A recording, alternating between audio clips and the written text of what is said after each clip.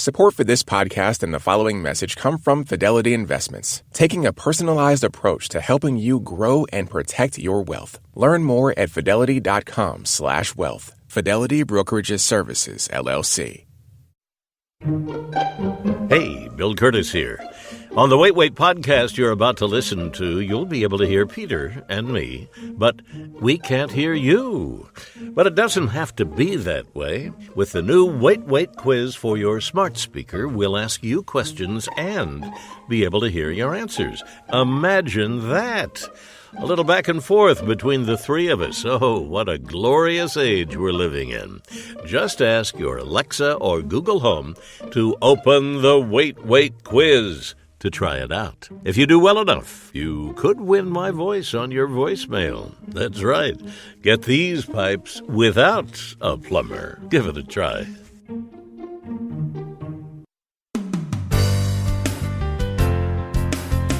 From NPR and WBEZ Chicago, this is Wait, Don't Tell Me, the NPR News Quiz.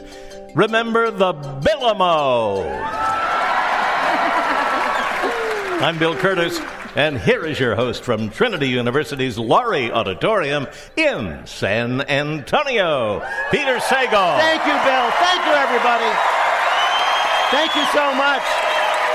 We are so happy to finally be able to do our show here in San Antonio, and we made it just in time, right before the federal government forces the city to change its name to St. Anthony, Texas. Senator Cruz will be allowed to keep his name, but he has to start spelling it like Tom does. Later on, we're going to be talking to a Texan who reported on just about every major story of the post-war era. Mr. Dan Rather himself will be with us. But first, we want to hear a live report from your house. Give us a call. The number is 1-888-WAIT. That's 1-888-924-8924. Now let's welcome our first listener contestant. Hi, you're on Wait, Don't Tell Me. Hi, Peter. This is Megan Doherty from Oberlin, Ohio. Oberlin, Ohio, Megan. It's the home, of course, of Oberlin University. Oberlin College. Oh, excuse me, Oberlin College. Do you have any affiliation with Oberlin College? I'm a campus rabbi. Oh, you are? So you work at the Hillel? I am. Yeah. I do. Yeah, and how? I do. And how do you find that work? It's really fun. The characters on Lena Dunham's show Girls were all Oberlin graduates. Was that true to life in terms of what they're like? I have never seen Girls. Given your job, I wouldn't recommend it. Thank you. Let me introduce you to our panel this week. First, a comedian and host of the podcast Fake the Nation. It's just been nominated for a Webby Award for News and Politics. It's Negin Farsad. Hello. Next, a comedian you can see in Philadelphia at the Helium Comedy Club on April 18th through the 20th, Alonzo Bowden. Hello. And finally, a comedian whose new book, Maeve in America, is out now. It's Maeve Higgins. Hi. Megan, welcome to the show. You're going to play Who's Bill this time. Bill Curtis is going to read for you 3 quotations from this week's news. If you can correctly identify or explain 2 of them, you'll win our prize. Any voice from our show you might choose in your voicemail. You ready to play? Yep. Here we go. Here's your first quote. From Congress, I would ask for wall. We need wall. That was a quote from a woman who got fired last weekend despite doing her best to get wall for the president. Who is it? Kirsten, unpronounceable last name. Yes, Nielsen. Kirsten, unpronounceable last name. Nielsen, actually. You can't pronounce it, you just can't spell it. The now former Secretary of Homeland Security is the latest victim of the president's cabinet separation policy. It's an everyone must go sale at the White House. The president also got rid of the guy who was supposed to head up ICE, the acting director. He's out. He wanted someone who was, quote, tougher, and he fired the head of the Secret Service right while the guy was diving in front of him yelling, "No!" So now we have an acting Secretary of Defense, an acting Homeland Security Secretary, an acting Chief of Staff, and an acting head of the Secret Service. There are more actors in the president's cabinet than there are in the wait staff of a Los Angeles restaurant. You know what would be even better, though? An overacting Secretary of Defense. You realize, of course, this means war! my favorite thing about Kirstjen Nielsen being the Homeland Security Director, being anti-immigrant and everything else is she spells Kirsten with a J in the middle. Like, that's not American. No, not at all. Where you get that J from? What? It's tough because, you leave the Trump administration, you get fired, it's terrible, your reputation is ruined, people yell at you wherever you go, and you know what the Trump administration's idea of COBRA benefits is to tie you into a sack with a cobra. But the thing about having all these acting secretaries is that they're basically like temps. They're like substitute teachers. Right. Which means that our government is just a bunch of people doing whoopee cushion jokes and throwing spit wads at acting cabinet members. Like, it's chaos. Yeah, that's true. Today at the Pentagon, they're just showing a movie. Right, exactly. All right, Megan, your next quote is someone who is known for attacking millionaires and billionaires. I wrote a best-selling book. If you write a best-selling book, you can be a millionaire, too. That is the new Democratic frontrunner, according to polls. Who is it? That was Bernie Sanders. It was Bernie Sanders. Senator Sanders caused a bit of a stir this week because the guy who for years has been saying we've had enough of our country being run by millionaires and billionaires revealed that he is in fact a millionaire, which is surprising because most millionaires can afford haircuts. We should have known things were changing for him economically when his stump speech changed to, we've had enough of our country being run by billionaires and zillionaires. But Bernie has promised not to enjoy the money because in his entire life he has never enjoyed anything. I just can't believe he got rich from writing a book because everybody I know who's written a book is so broke. That's true. And also, like, what can you buy in Vermont for a millionaire?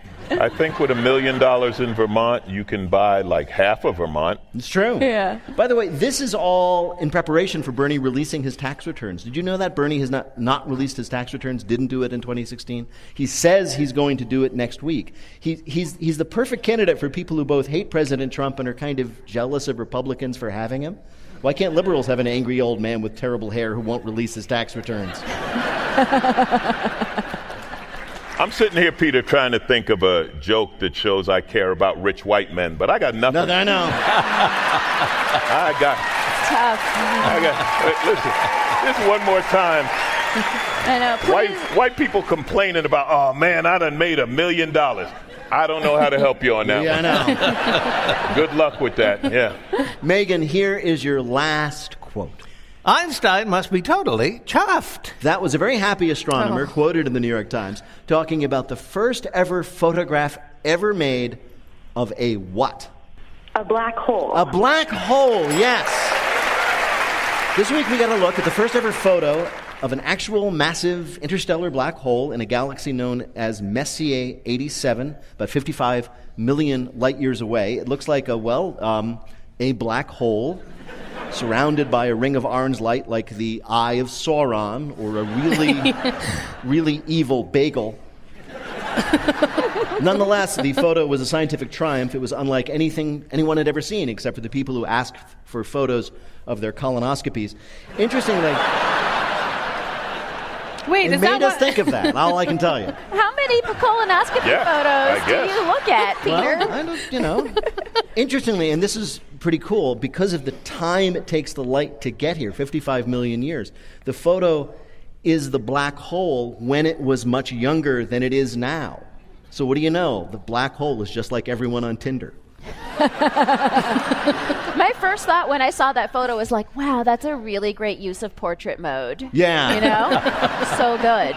That's who I really feel happy for, those astrophysicists and the other scientists, the geniuses who spend their whole lives studying and working, and they can finally say, that's what I do. Right. This is what I do. Like, here you go. People have always, what do you do at work?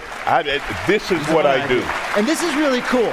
It turns out that in order to take this picture of this extraordinarily distant object, there's no single telescope that's strong enough to do it. So they had to get data from telescopes all around the world and combine them in an incredibly complicated way, figured out by a 29-year-old astrophysicist named Rachel. And they say that the precision of this virtual instrument they created was so precise, they could see an orange on the moon, which makes you say, why are they going on about a black hole? There are oranges on the moon. When I was reading about this, I read they were trying to explain what happens if you go into the black hole. Right. And so you pass through the event horizon unscathed, and then you get to this point where the black hole stretches you like a noodle. Yes. Which for a minute I was like, I'm okay with that as someone who might use body distortion filters on Insta. Yeah. That you kind of go you're skinniest. For an instant, a microsecond. Yeah, for a microsecond, you'd finally you're be a super size tall and 1. skinny. Yeah, exactly. I know. And I was kind of into that. Yeah, it would be But cool. then do you just disintegrate? And then you're dead. Worth it. Bill, how did Megan do in our quiz? She got them all right. She is a winner. Megan, thank you so much for playing. Thank you. Bye-bye.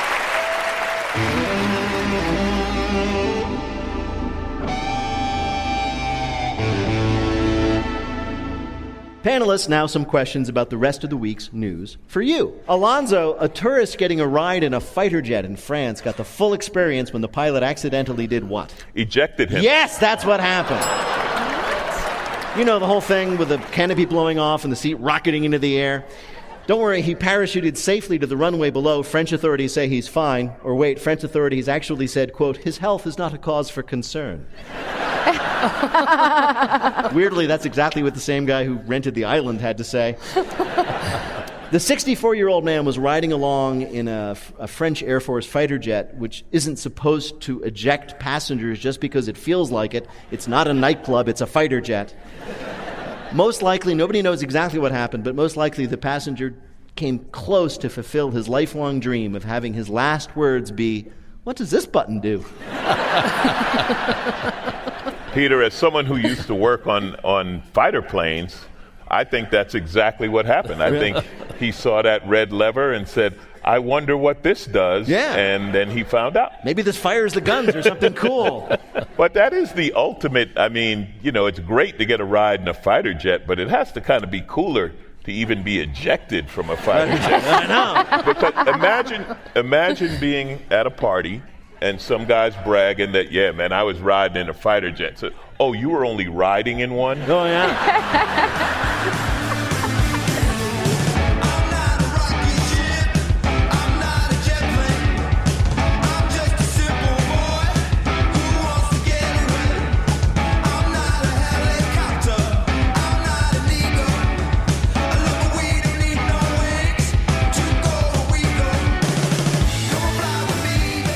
Coming up, Rent That Tux. It's a Promi Bluff the Listener game called 1-888-WAIT-WAIT to play. We'll be back in a minute with more of Wait, Wait, Don't Tell Me from NPR. This message comes from NPR sponsor Zoom Video Communications. Video conferencing has changed the way we do business. Meet happy anytime, anywhere with Zoom, connecting team members across the globe. Imagine seeing up to 49 people on the screen all at once in digital video. Share anything, a file, a video, a photo via desktop, laptop, tablet, or mobile. Visit Zoom.us to set up your free account today and meet happy with Zoom Video Communications. Zoom.us. Hey, it's Ophira Eisenberg, host of NPR's Ask Me Another, and I'm here to let you know that every Friday in April, we're bringing you an episode that spotlights women in comedy. You'll hear from Retta, the star of NBC's Parks and Recreation, and I'll talk to Russian doll actor Greta Lee and co-creator Leslie Headland, and many more. Listen now. From NPR and WBEZ Chicago, this is Wait, Wait, Don't Tell Me, the NPR News Quiz. I'm Bill Curtis. We're playing this week with Negin Farsad, Alonzo Bowden, and Maeve Higgins. And here again is your host at Trinity University's Laurie Auditorium in San Antonio, Peter Sagal. Thank you, everybody. Thank you, Bill. Right now it is time for the Wait, Wait, Don't Tell Me Bluff the Listener game. Call 1-888-WAIT-WAIT to play our game in the air. Hi, you are on Wait, Wait, Don't Tell Me. Hi, this is Devin O'Donnell from Salt Lake City, Utah. Salt Lake City is a beautiful place. What do you do there, Devin? So I work at a warehouse during the day, go to cosmetology school at night, and I also work as a drag performer here in the city. Oh, what can I ask what your... I have a number of questions. First of all, what is your drag name? It's Gemma Nye. Gemini, okay. Sounds exotic. And so when you're in cosmetology school, you're going to be a hairstylist? Yeah, absolutely. Hair and makeup. That's fabulous. Well, as a drag queen, you will absolutely be ready to do that. Yep, it's what got me started. When you think about it, you want your stylist to be a drag queen. Mm-hmm. Really? All right. Who knows better how to do makeup than someone who beats their face weekly? That's true. Well, Devin, it's nice to have you with us. You're going to play our game in which you must try to tell truth from fiction. What is the topic, Bill? America, will you go to prom with me? It's prom season.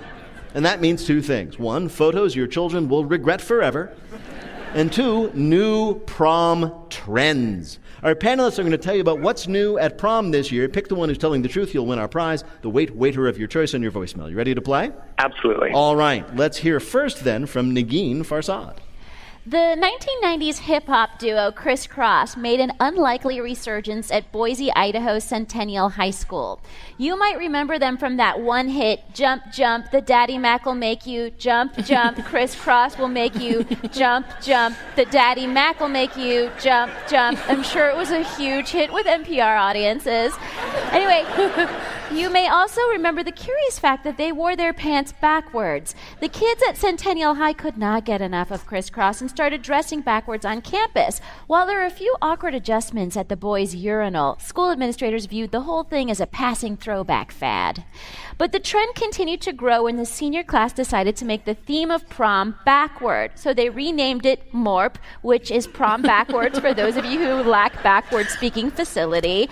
Not only did the students decide to dress backwards, long dress trains flowing forward on girls and corsages pinned on boys' backs, but they made everything backward. MORP night started with the after party where students got exceedingly drunk and made mistakes they would soon regret for the rest of their lives. As they danced through the night, they turned their moonwalks forward and their flossing upward. Their twerking had more chest and less booty, and their Gangnam Style looked like a horse was riding them. The backwards prom, where everything is backwards, including the progression of events. In Boise, your next promposal will come from Alonzo Bowden. Is your prom really chaperoned when the chaperone is Charlie Sheen? You might have to figure that out, especially as the trend of celebrity prom chaperones is spreading, and also because Mr. Sheen is looking for work. TMZ reporter Selena Jones says it started at Calabasas High School in Southern California. Now, Calabasas is well known as the home of the Kardashian family. One parent called in a favor from her friend Kris Jenner, and the next thing you know, Khloe Kardashian is at the prom checking kids for alcohol. Not to be outdone, ICM super agent Ian Arrighetti has a friend whose daughter is at Beverly Hills High School of the Arts. So now their prom will be monitored by Idris Elba. Interestingly, there may be more mom volunteers than actual students at that one. News travels fast, and even faster on Snapchat. LA kids bragging got Nashville kids jealous, so their parents got into the act, and now country stars Carrie Underwood and Reba McEntire will be at the Nashville High School senior prom, making sure the kids don't do anything that they'll have to later write country songs about.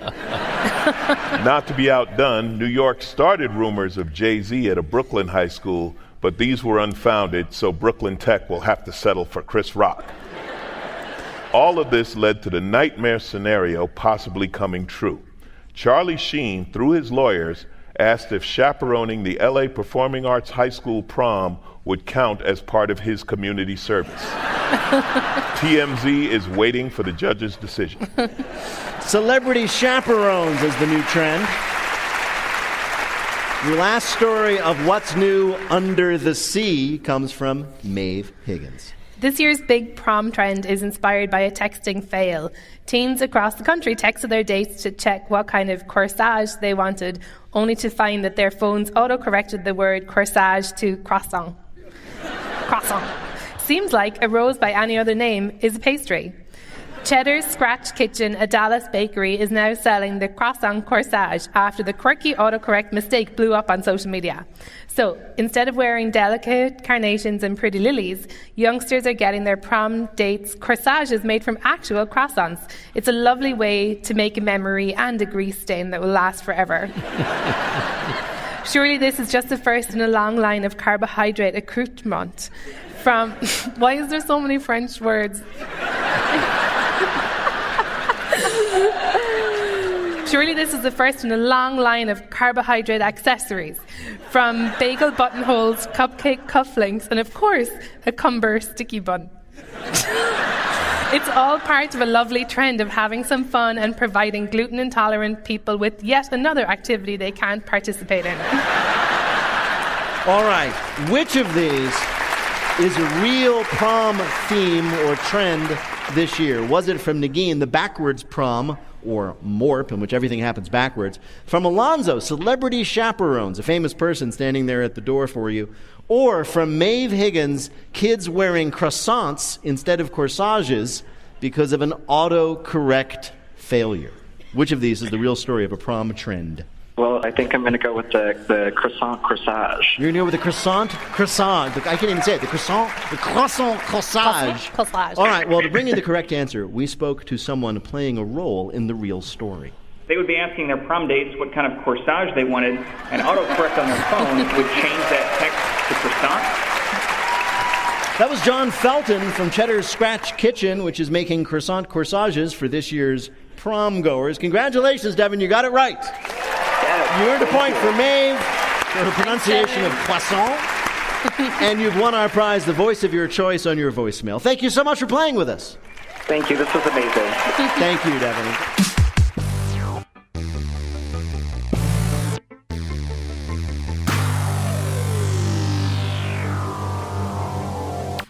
And now the game where people live a rich, full life and yet somehow end up with us.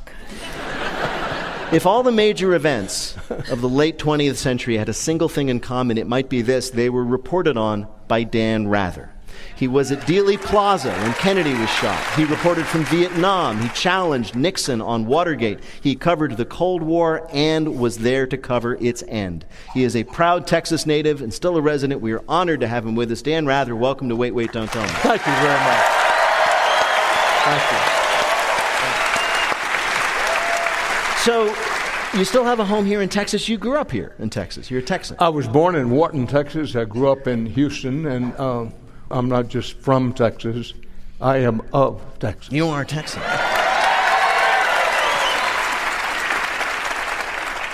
You started, and it turns out that many reporters, I know including Bill, started this way. You were a local guy. You were doing minor league baseball games at one point? I did. I've always been interested in news, but once to supplement my income, particularly at the lower levels, broadcasting doesn't pay all that well.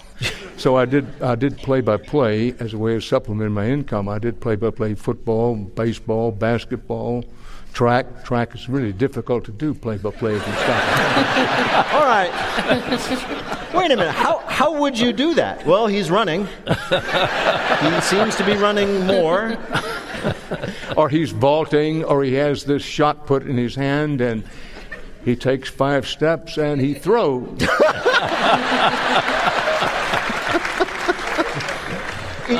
Do you think there's one moment that in which you sort of got your start that started the career that we've all sort of been watching lo these many decades?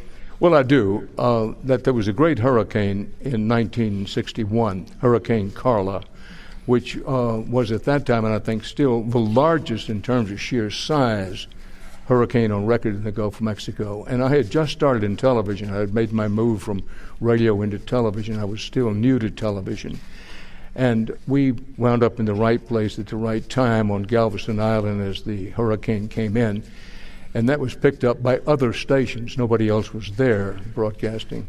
So if I had to point to one moment that sort of, quote, made my career, that was probably it. Yeah. It's funny because Bill got his sort of start with a great tornado in Kansas. Tornado, same thing. It turns out maybe these weather events are being caused by ambitious young reporters. You were known for many things, but certainly for being fearless, not only the places you went, like war zones, but also the way you treated people in power. There was a famous incident where you got up and you asked President Nixon a question. It was during Watergate, and he didn't like it. And I believe he said, "Are you running for something?" And your famous response was, "No, sir, Mr. President. Are you?" That's pretty good. You, of course, took over as the anchor of the CBS Evening News, taking the baton from Walter Cronkite, another legend who I guess took it from Edward R. Murrow. So you were part of that line. And one of the things that people were noticing as you settled into that role was you were looking for your sign-off. Because famously, of course, Cronkite would end his broadcast, well, that's the way it is on this day. And what was your thinking? You said, I needed something different, you needed something for yourself? Well, it was suggested to me that you need a sign-off. Yeah. But, following a legend like that is not the easiest thing in the world. At any rate, my first suggestion was maybe I could say, well, that's some of the way it is. Yeah, okay. That's not bad. Nobody took to that idea. We tried two or three things, but at any rate... That's the way it might be. Doesn't have quite the same No, ring. not at all. Right. But at any rate, I was thinking, my late father's favorite word was courage for a lot of reasons. So I thought, well, maybe we could just pause and say, and that's the CBS Evening News, Dan Rather reporting courage. And the more I thought about it, the more I kind of liked it because it had a nostalgic ring for me. I will say that the executives in the company were horrified with this whole thing. Really? So it lasted about a week. And at the end of that week, it was pretty much, you either stop using this as a sign-off or we stop using you. Whoa. So it was an easy decision. I understand. What did you change to? I just decided not to have one. Yeah. Just went with the plain good night. I'd given it my best shot, didn't work. So there you go. I know. Hey, we could talk to you about your career all night, but out of all the people you've interviewed, and you interviewed just about every major historical player in the last 50 years, was there a particular favorite, somebody who you were glad to talk to? Well, I'm glad you put the preface because, let's face it, I've been lucky and mightily blessed. I could give you the names of maybe 7 people, but if I had to pick one, it would be, I was assigned, my first major assignment for CBS News was to cover Dr. Martin Luther King and what was then the emerging civil rights movement. Yeah. Covering Dr. King changed me as a professional, and it changed me as a person. And for that reason, I would say if I had to pick one, I would say interviewing Dr. Martin Luther King and covering him day to day for almost 2 years. Wow, sure. I imagine I'm envious that you had the chance. Do you ever, when you're watching whomever, do you ever, miss it? Do you ever, if I was there, I would have the questions? Like every second. Yeah, I know. I can imagine.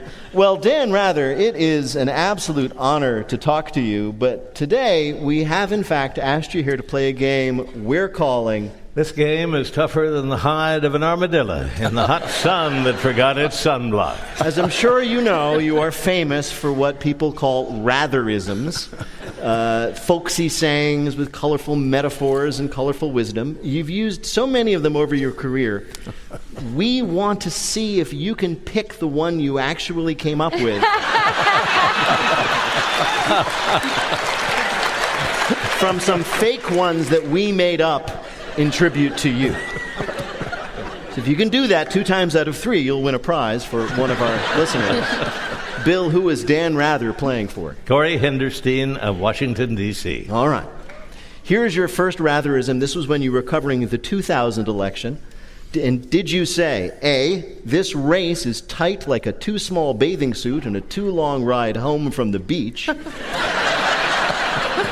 B, Papa, wear your good suit because we got ourselves a tie.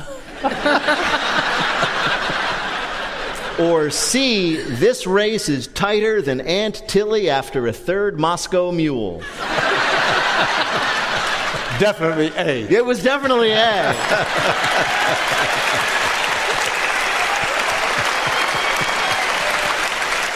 I've always wondered, did you just make those up off the top of your head, or did you have them ready to go? Well, in the beginning, they came from working in the oil fields when I was a kid. This is the way men talk to one another. You have got to be kidding me. Oh, absolutely. You can only say it's hot as hell so many times. Yeah, I guess so, yeah. So as the day wears on, you say, it's hotter than a Laredo parking lot, or some way to use colorful language. All right, we have 2 more. You did well with that one. This is now, we're moving through time to the election of 2004. That was George W. Bush re-elect versus John Kerry. During that evening's coverage on CBS, did you say, A, John Kerry's wife might own Heinz, but this is one night he won't catch up? B, we used to say if a frog had side pockets, he'd carry a handgun. Or C, it all comes down to OHIO, which stands for oh hi, it's over. Definitely B. Yes, if a frog had side pockets, he'd carry a handgun. I think you're doing really well. Here's your last question. This is a great metaphor you used while commenting on the 2016 election. Was it A, this race is a backcountry tilt-a-whirl, it could go either way? B, like the talking horse said to the hopping bull, I can't believe what I'm seeing. Or C, if Clinton wins Florida, this race will go faster than a Hamilton ticket at face value. I don't recall saying any of that. Really? Do you know which one you wish you had said? I guess that would be B. You'd be B, like the talking horse said to the hopping bull. That is a good one, but the one that we were told you said, if Clinton wins Florida, this race will go faster than a Hamilton ticket at face value, which I thought was great because you're updating your cultural references. But meanwhile, Bill, how did your old friend Dan do in our quiz? Well, he had won anyway. 2 out of 3 is a big win for us. Good going. Dan Rather is a legend of broadcast news and the creator of News and Guts Media. The new season of The Big Interview with Dan Rather starts April 16th at 8 p.m. on Axis. Dan Rather, thank you. Thank you. Being with us. Thank you. Such a pleasure. Dan Rather, everyone. Thank you. Good news, good news. It's all good news for you. It's all good news for you. Good news.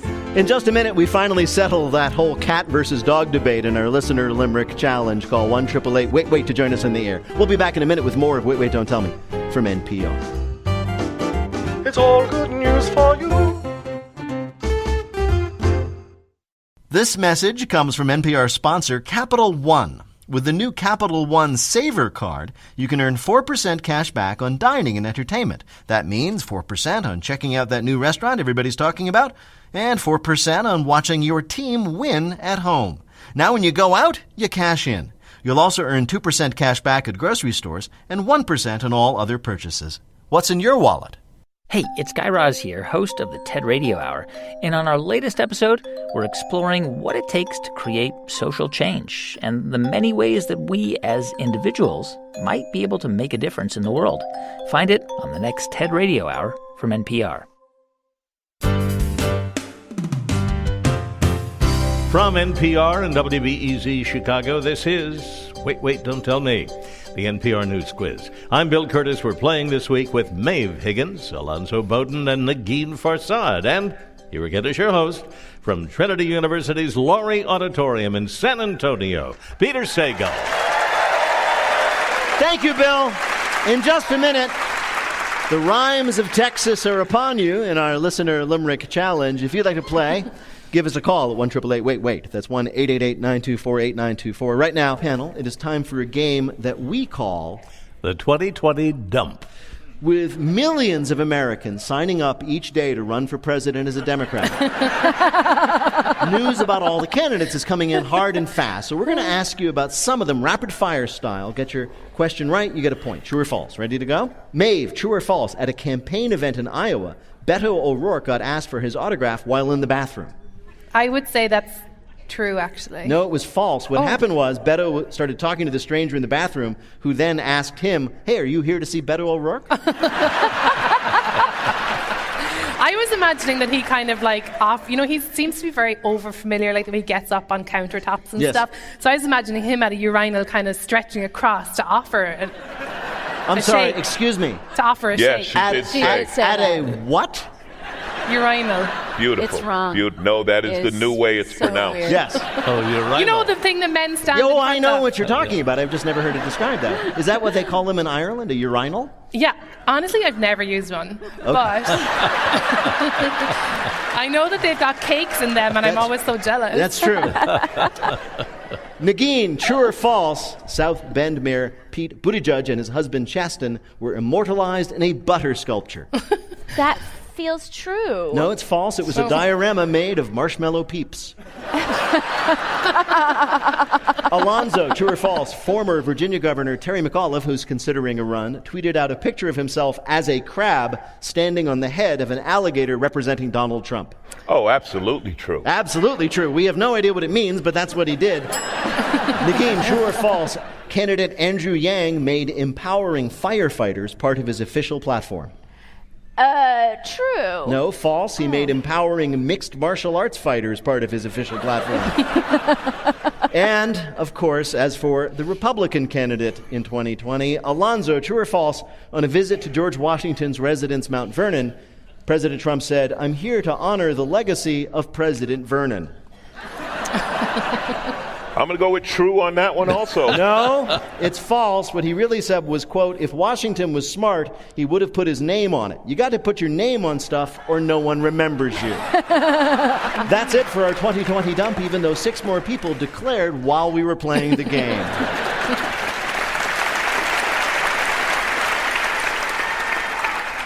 Right now, panel, some more questions for you from the week's news.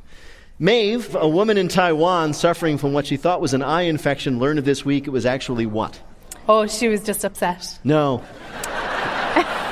She had been working at, does anybody know, this made a lot of news this week. People were like... bumblebees in yes, her eyeball? She had bees living in her eye. And there was a lot of buzz around this story. There was, Hey. And the bees were feeding on her tears. No, we'll skip the gross parts, which means we will never speak of this again. No, these bees had gotten in there while she was gardening, and she started having some eye pain, as will happen, you know, when your eye has bees in them.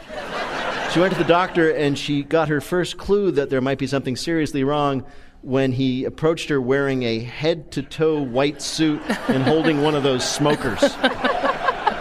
I thought he was like holding a piece of toast and like with butter and like making breakfast. But how small were these bees? These were tiny little bees. I didn't know bees came in like humming size. bees. Apparently they're small enough to fit in there, and she couldn't see them until they looked. That's one more thing to worry about. Yeah, I know. I never thought there could be that only one girl in the world for me until I found forever in your eyes.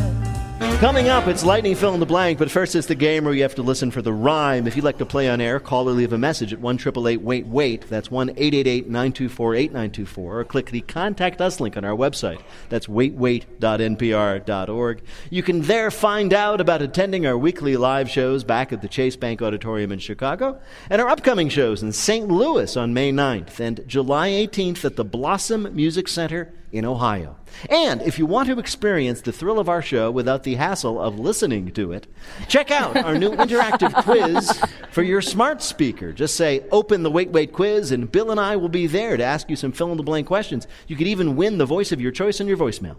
Hi, you're on Wait Wait, Don't Tell Me. Hey, this is TJ calling in from Waterbury, Vermont. Hey, Waterbury is a great place. What do you do there? I groom ski trails for Sugarbush Terrain Parks. So you're a ski guy. That's cool. I'm a snowboarder, but yeah, we're up there every night just laying down corduroy for the people. That's really cool. You sound like a snowboarder. I'm just going to go there. I just want to ask, you live in Vermont. If you had $1 million, what would you do with it up there? Oh, man, I'd probably buy 400,000 snowboards. Yeah, I was about to say. All right. Why wouldn't you just get one really big one, though? Well, TJ, welcome to the show. Bill Curtis is going to read for you 3 news-related limericks with the last word or phrase missing from each. If you can fill in that last word or phrase correctly, and 2 of the limericks will be a winner. You ready to play? Yeah. All right. Here is your first limerick. My pet is a bit of a brat. I'm the servant in his habitat. Those who own a sweet dog all live high on the hog. I feel lousy because I have a cat. Yes! Dog owners are happier than cat owners. It turns out, it's been proven with a new survey showing how dog owners self-identify as very happy, whereas cat owners identify as very, ow, why did it bite me again? The survey found dog owners are happier than those with cats. The survey also found, and this is true, that people with cats are less happy than people who have no pets at all.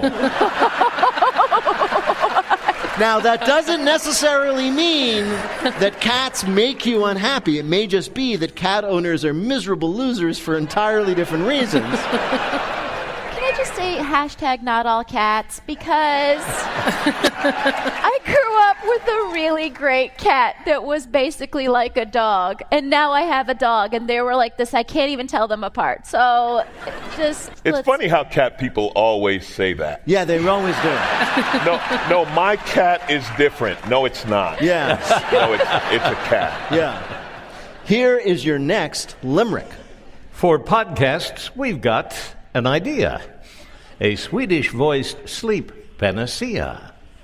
Now Hemnes and Malm will help you stay calm. Our podcast reads names from IKEA. Yes! Very good. Do you need a new sleep aid? Is our show no longer doing it for you? IKEA is launching a podcast made to help people go to sleep. Oh my God. That's what it's for, in which two Swedish men read the names of products from the IKEA catalog, which is a great idea. It's much better than their original idea of reading from the Illustrated Assembly Manual. Guy's like, I don't know, a man with a hammer is sad and the corner of his table hurts. Now, the podcast is advertised as a great way to help people fall asleep, and if you listen to a clip, you can hear why. Björksnäs, chest of 5 drawers. Puderviva, queen quilt cover set. Swedish people reading an IKEA catalog is truly the definition of white noise. And if this isn't enough for you, you can turn into IKEA's next podcast from Guy Raz. How the hell do you build this? All right, TJ, here is your last limerick. On airplanes, the sound can be crushing when vacuum-sucked water is rushing. Since kids can be scared to use bathrooms mid-air, we have softened the noise of our... Flushing. Flushing, right!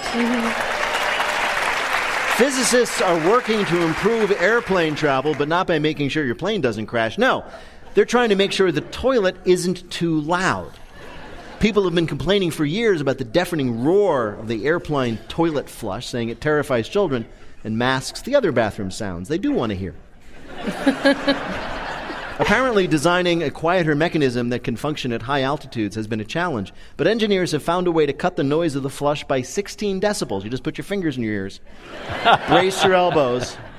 Unfortunately, they haven't found a way to reduce the sound of the guy in the seat next to you who can't hear himself farting because his headphones are on.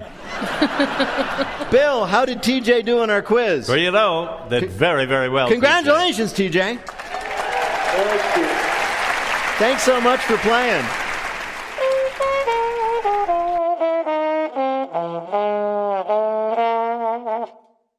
Support for this podcast and the following message comes from ZipRecruiter.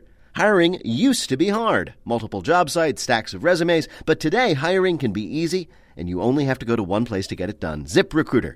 ZipRecruiter sends your job to over 100 of the web's leading job boards. Then ZipRecruiter scans thousands of resumes to find people with the right experience and invite them to apply to your job. Try it for free at ZipRecruiter.com/wait.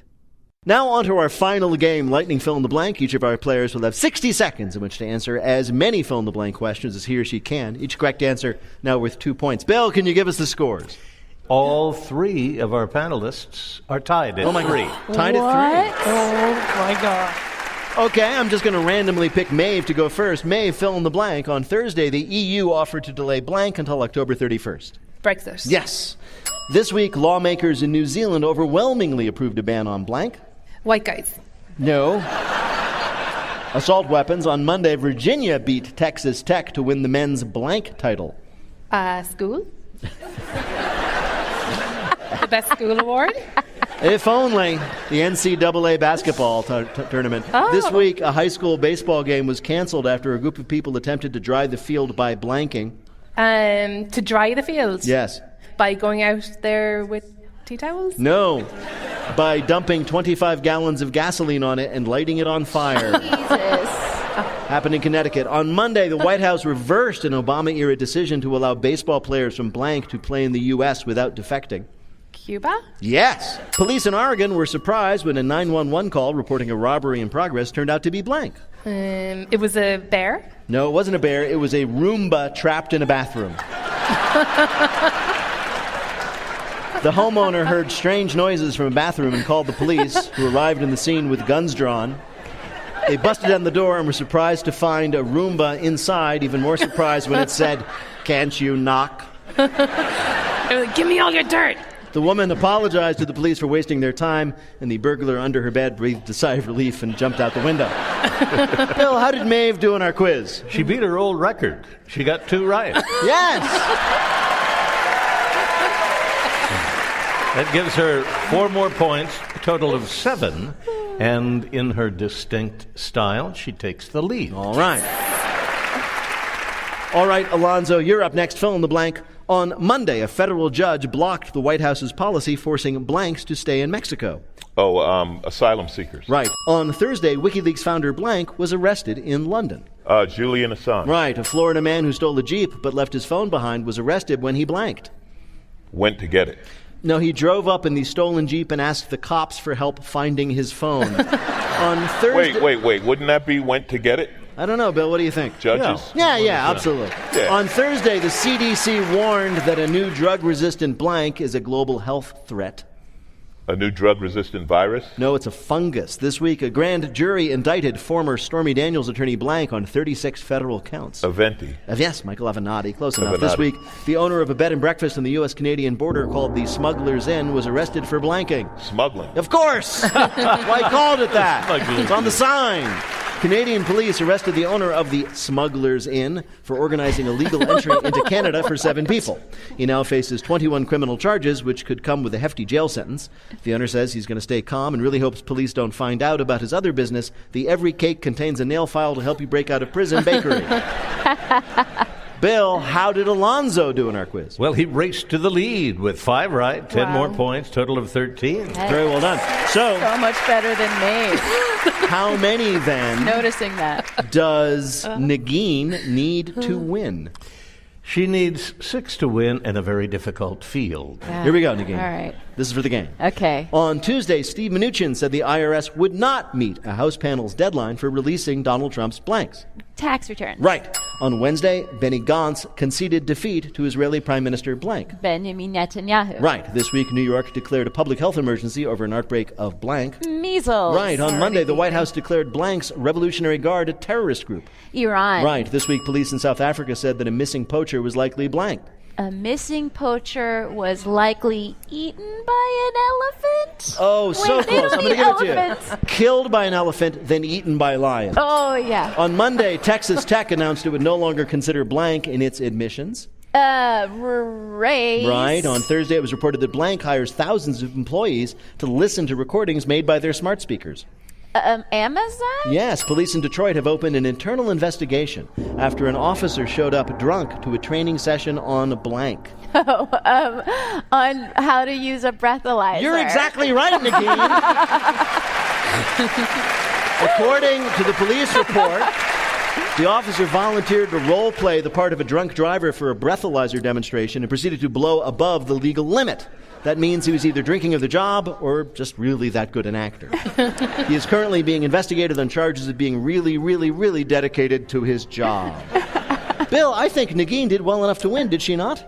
Well, she got 8 points for 16 more points with a total of 19 and the win. Congratulations, Negin. That was masterful. Thank you very much.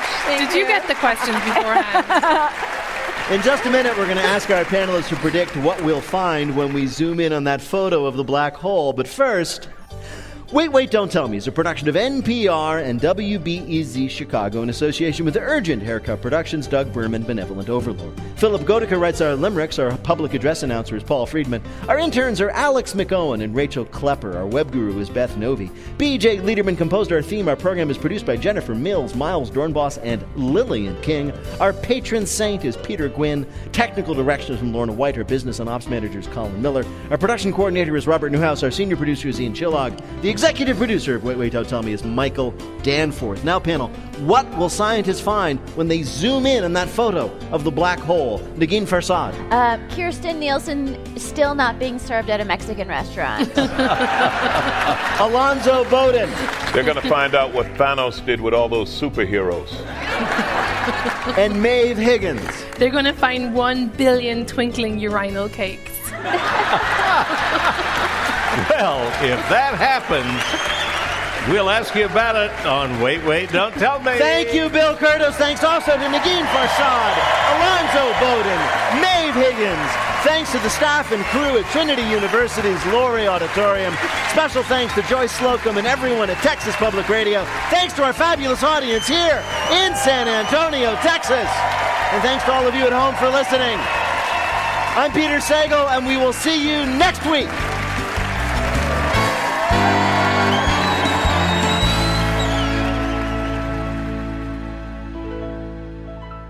This is NPR.